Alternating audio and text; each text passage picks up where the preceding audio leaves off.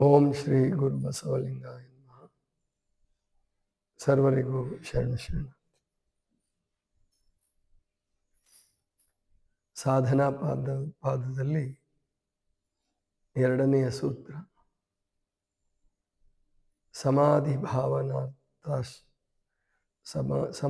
ಭಾವನಾರ್ಥ ಕ್ಲೇಶತನು ಕರ್ಣಾರ್ಥಾಶ್ಚ. ಅಂದರೆ ಕ್ಲೇಶತನುವನ್ನು ಯೋಗ ಸಾಧನೆಗೆ ಉಪಯೋಗವಾಗುವ ಹಾಗೆ ಮಾಡ್ತಕ್ಕಂಥದ್ದೇ ಕ್ರಿಯಾಯೋಗದ ಫಲ.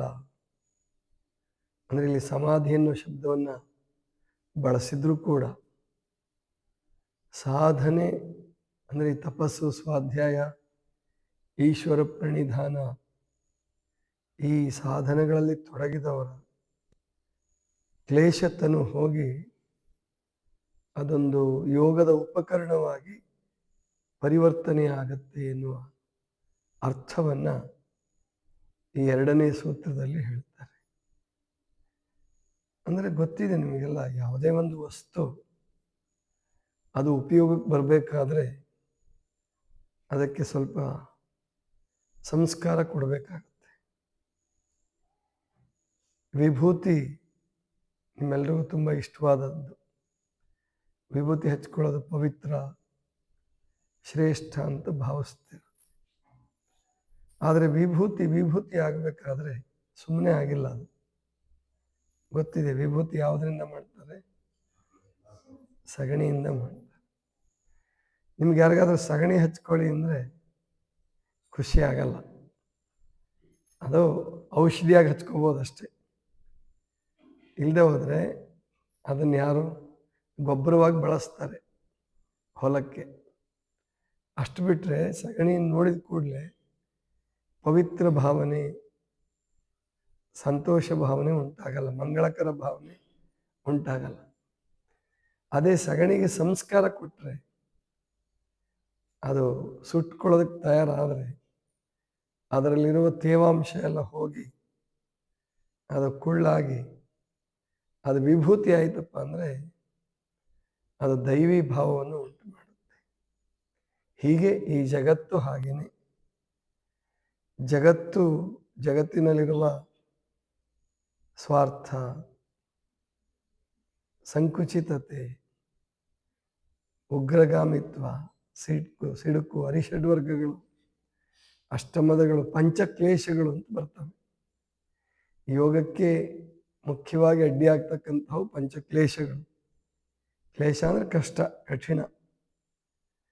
ಆ ಕ್ಲೇಶಗಳು ಹೋಗಬೇಕಾದ್ರೆ ಅಥವಾ ಆ ಕ್ಲೇಶಗಳು ಪರಿವರ್ತನೆಗೊಂಡು ಅದೊಂದು ಕರ್ಣಾರ್ಥ ಭಾವ ಬರಬೇಕಾದ್ರೆ, ಕರ್ಣ ಅಂದರೆ ಅದು ಉಪಕರಣ, ಅದು ನಮ್ಮ ತನು ಯೋಗಕ್ಕೆ ಅಥವಾ ಸಮಾಧಿ ಸಾಧನೆಗೆ ಇದೊಂದು ಯೋಗ್ಯವಾದ ಉಪಕರಣ ಅಂತ ಅನ್ನಿಸ್ಬೇಕಾದ್ರೆ ತಪಸ್ಸು, ಸ್ವಾಧ್ಯಾಯ, ಈಶ್ವರ ಪ್ರಣಿಧಾನ ಬೇಕು, ಕ್ರಿಯಾ ಯೋಗ ಬೇಕು. ಅಂದರೆ ನಾವು ಈ ತನುವಿಗೆ ಸಂಸ್ಕಾರ ಕೊಡಬೇಕು ಅಂತ ಹೇಳ್ತಾ ಇದ್ದಾರೆ.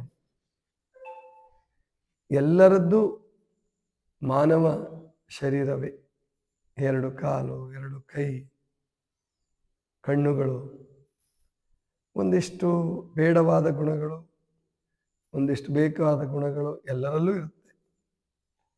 ಯಾರ್ಯಾರಿಗೆ ಎಂತೆಂತಹ ಸಂಸ್ಕಾರ ಸಿಗುತ್ತೆ ಹಾಗೆ ಅವರವರ ರೂಪ, ಅವರವರ ಜೀವನ ರೂಪುಗೊಳ್ತಾ ಹೋಗುತ್ತೆ.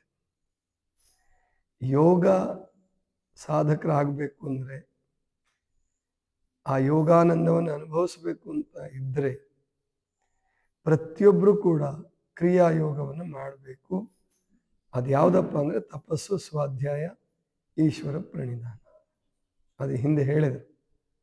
ತಪಸ್ಸು ಹೇಗೆ ಮಾಡಬೇಕು ಅಂತ ಹೇಳಾಗಿದೆ, ಸ್ವಾಧ್ಯಾಯ ಹೇಗೆ ಮಾಡಬೇಕು ಅಂತ ಹೇಳಾಗಿದೆ, ನಿನ್ನೆ ಮೊನ್ನೆ ಸೂತ್ರಗಳಲ್ಲಿ ಹೇಳಾಗಿದೆ. ಜೊತೆಗೆ ಎಲ್ಲವನ್ನೂ ಮಾಡಿ ಈಶ್ವರ ಪ್ರಣಿಧಾನ ಮಾಡೋದಿದೆಯಲ್ಲ, ಅದು ಬಹಳ ಮುಖ್ಯ. ಉಪನಿಷತ್ತು ವಾಕ್ಯಗಳಲ್ಲಿ ಒಂದು ಬರುತ್ತೆ, ತೇನ ವಿನ ತೃಣಮಪಿ ನ ಚಲತಿ. ಇದು ಈಶ್ವರ ಪ್ರಣಿಧಾನ. ತೇನ ವಿನ, ನಿನ್ನ ಹೊರತಾಗಿ, ನಿನ್ನ ವಿನಃ ಏನು ಒಂದು ಹುಳುಕಡ್ಡಿಯೂ ಅಳ್ಳಾಡೋದಿಲ್ಲ. ಹಂಗಂತೇಳಿ ಸೋಮಾರಿಗಳು ಈ ಮಾತನ್ನು ಹೇಳಂಗಿಲ್ಲ, ಗೊತ್ತಾಯ್ತಲ್ಲ. ಏನೂ ಪ್ರಯತ್ನ ಮಾಡಲಾರ್ದೆ, ಅದಕ್ಕೆ ಮೊದಲು ಸಮಾಧಿ ಪಾದದಲ್ಲಿ ಏನೇನು ಮಾಡಬೇಕು ಎಲ್ಲ ಹೇಳಿದ್ರು.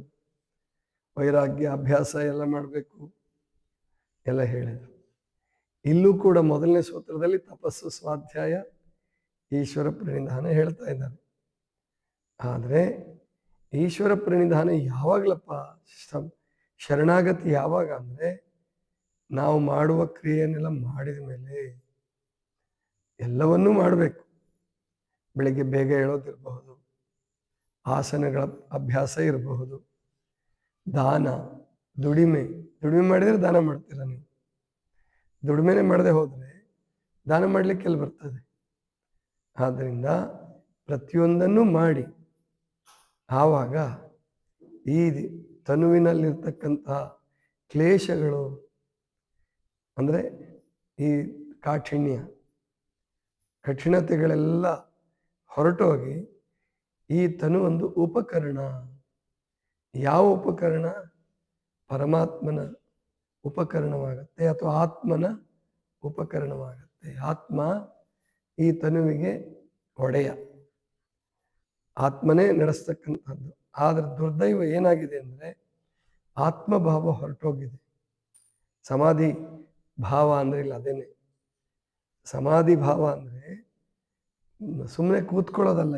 ಈ ಸೂತ್ರದಲ್ಲಿ ಧೀ ಬುದ್ಧಿ ಸಮ ಅಂದರೆ ಆತ್ಮ ಸಮ, ಆತ್ಮ ಒಡೆಯ, ತನು ಕರಣ ಅಂದರೆ ಉಪಕರಣ ಅಂತ ಭಾವನೆ ಬಂದರೆ ಆವಾಗ ಕ್ಲೇಶತನು ಹೋಗಿ ಕರ್ಣಾರ್ಥವಾಗಿ ಅಂದರೆ ಒಂದು ಉಪಯೋಗ, ಒಂದು ಏನೋ ಒಂದು ಉದ್ದೇಶ ಇಟ್ಕೊಂಡು, ಒಳ್ಳೆಯ ಉದ್ದೇಶ ಇಟ್ಕೊಂಡು, ಯೋಗದ ಉದ್ದೇಶ ಇಟ್ಕೊಂಡು ಕೆಲಸ ಮಾಡಲಿಕ್ಕೆ ಇದು ಸಿದ್ಧವಾಗುತ್ತದೆ.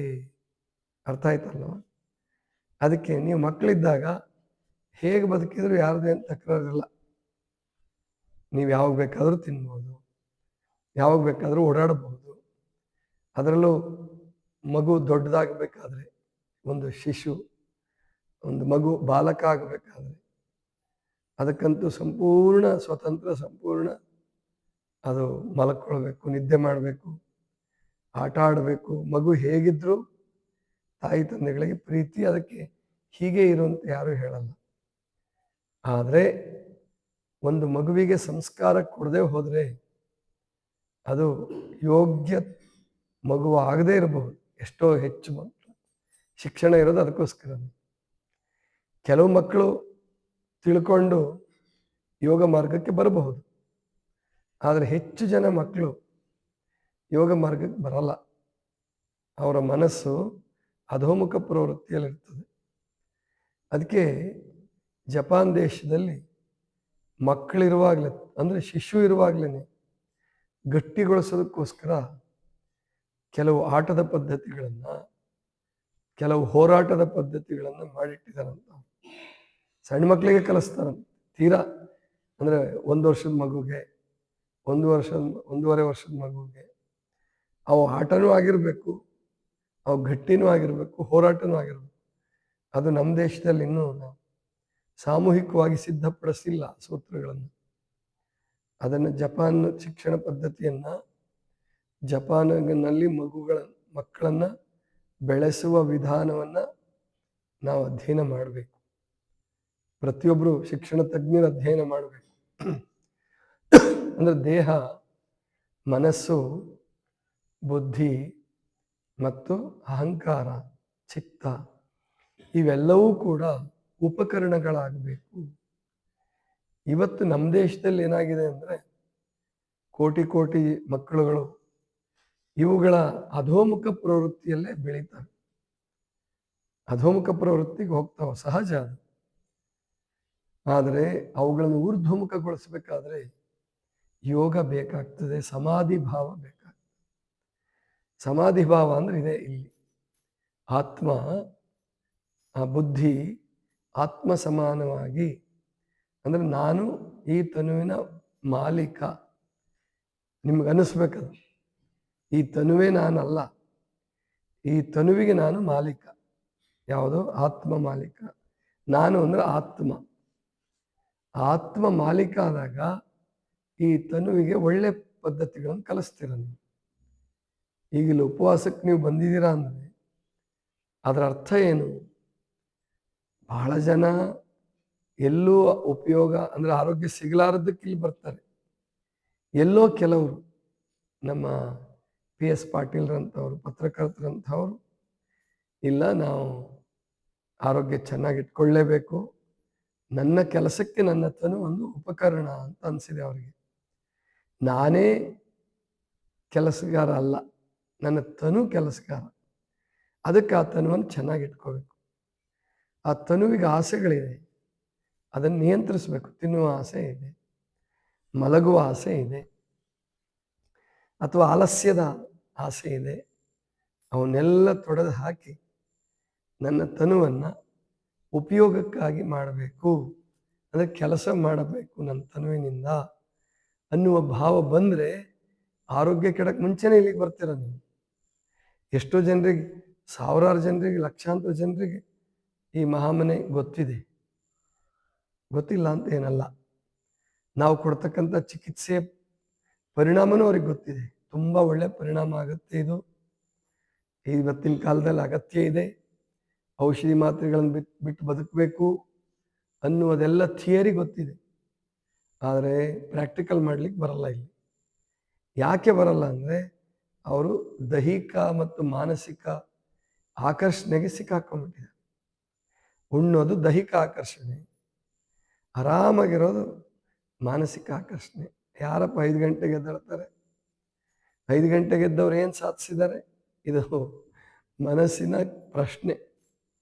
ಏನು ಉಪವಾಸ ಮಾಡಿದ ಕ್ಷಣಕ್ಕೆ ಉದ್ಧಾರ ಆಗೋಗ್ಬಿಡ್ತೀವೋ? ಇದು ಮನಸ್ಸಿನ ವ್ಯಂಗ್ಯ. ವ್ಯಂಗ್ಯ ಮಾಡುತ್ತೆ ಮನಸ್ಸು. ನಮ್ಮ ಮನಸ್ಸೇ ನಮಗೆ ಹೇಳುತ್ತೆ, ಇದೆಲ್ಲ ಏನು ಉಪಯೋಗ ಇಲ್ಲ, ಸುಮ್ಮನಿರು, ನೀನು ಆರಾಮಿರು, ಉಂಡು ತಿಂದು ಆರಾಮಿರೋ ವಯಸ್ಸು, ಆರಾಮಿದ್ಬಿಡು.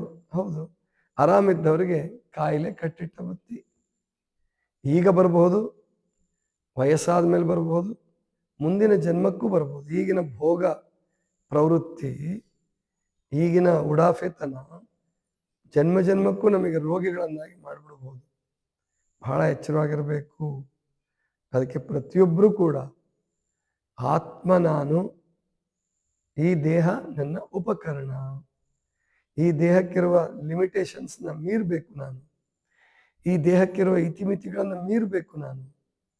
ಅಂದರೆ ಮಾತ್ರ ನೀವು ಸಾಧನೆಯ ಪಾದದಲ್ಲಿ ಪ್ರವೇಶ ಮಾಡ್ತೀರಾ, ಸಾಧನೆಯನ್ನು ಅಳವಡಿಸ್ಕೊಳ್ತೀರಾ. ಇಲ್ಲದೆ ಹೋದರೆ ಇಲ್ಲ.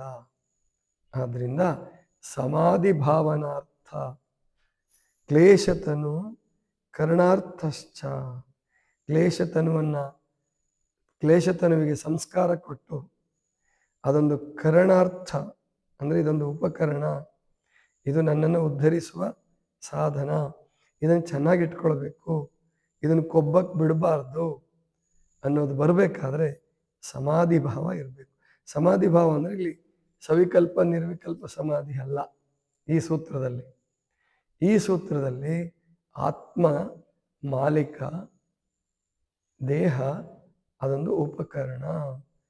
ಅರ್ಥ ಆಗ್ತಿದೆಯಲ್ಲ ನಾನು ಹೇಳೋದು? ಆತ್ಮ ಮಾಲೀಕ, ನಿಮ್ಮ ಬುದ್ಧಿ ಮಾಲೀಕ ಆಗಬೇಕು, ಮನಸ್ಸು ಮಾಲೀಕನ ಮಟ್ಟಕ್ಕೆ ಏರಬೇಕು. ಮೊದಲು ಇವೆಲ್ಲ ಮಾಲೀಕನ ಮಟ್ಟದಲ್ಲಿ ಇರಲ್ಲ. ಆತ್ಮಶಕ್ತಿಯನ್ನು ಇವುಗಳಿಗೆ ಕೊಟ್ಟು ಮಾಲೀಕನ ಸ್ಥಾನಕ್ಕೆ ಕರ್ಕೊಂಡು ಹೋಗಬೇಕು. ಆವಾಗ ಈ ತನು ಒಂದು ಕರ್ಣಾರ್ಥ, ಇದು ಉಪಕರಣ ಆಗತ್ತೆ. ಹಾಗಾದರೆ ಇದಕ್ಕೆ ಯಾವ್ಯಾವುದು ಅಡ್ಡಿಪಡಿಸ್ತದೆ? ಇದೊಂದು ಉಪಕರಣ ಅನ್ನುವ ಭಾವವನ್ನು ತೆಗೆದು ಇದಕ್ಕೆ ಭವಕ್ಕೆ ಬೀಳಿಸುವಂಥದ್ದು, ಕಷ್ಟಕ್ಕೆ ಬೀಳಿಸುವಂಥ, ರೋಗಕ್ಕೆ ತುತ್ತು ಮಾಡ್ತಕ್ಕಂಥ ಕ್ಲೇಶಗಳು ಯಾವ್ಯಾವುದು? ಅವು ಪಂಚಕ್ಲೇಶಗಳಿದ್ದಾವೆ. ಅವನ್ನು ಮುಂದಿನ ಸೂತ್ರದಲ್ಲಿ ಹೇಳ್ತಾರೆ. ಇದಿಷ್ಟು ಇವತ್ತಿನ ಚಿಂತನ. ಸರ್ವರಿಗೂ ಶರಣು ಶರಣ.